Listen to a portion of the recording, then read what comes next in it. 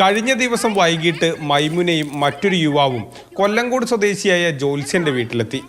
ഭർത്താവുമായി പിണങ്ങി കഴിയുകയാണെന്നും പ്രശ്നപരിഹാരത്തിനായി പൂജ നടത്തണമെന്നും പറഞ്ഞാണ് കൊഴിഞ്ഞാമ്പാറയിലെ വീട്ടിലേക്ക് ജോത്സ്യനെ കൊണ്ടുപോയത്.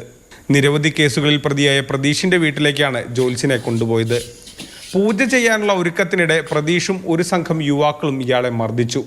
മുറിയിലേക്ക് കൊണ്ടുപോയി നഗ്നനാക്കി നിർത്തി. മൈമുനെയും നഗ്നയാക്കി നിർത്തി ഇരുവരും തമ്മിലുള്ള ദൃശ്യങ്ങൾ ചിത്രീകരിച്ചു. ഇയാളുടെ സ്വർണ്ണമാല കവർന്ന ശേഷം 20 ലക്ഷം രൂപ തന്നില്ലെങ്കിൽ ഇരുവരും തമ്മിലുള്ള ദൃശ്യങ്ങൾ പുറത്തുവിടുമെന്നും ഭീഷണിപ്പെടുത്തി. ജോത്സ്യന്റെ ഭാഗ്യത്തിന് മറ്റൊരു കേസുമായി ബന്ധപ്പെട്ട് ചിറ്റൂർ പോലീസ് ഈ വീട്ടിലേക്ക് എത്തിയിരുന്നു. പോലീസിനെ കണ്ട് വീട്ടിലുണ്ടായിരുന്നവർ ഓടി രക്ഷപ്പെട്ടു.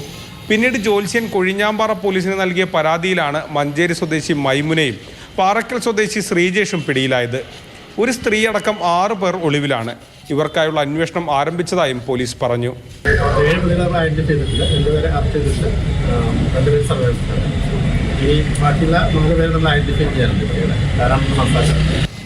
മാതൃഭൂമി ന്യൂസ്, പാലക്കാട്.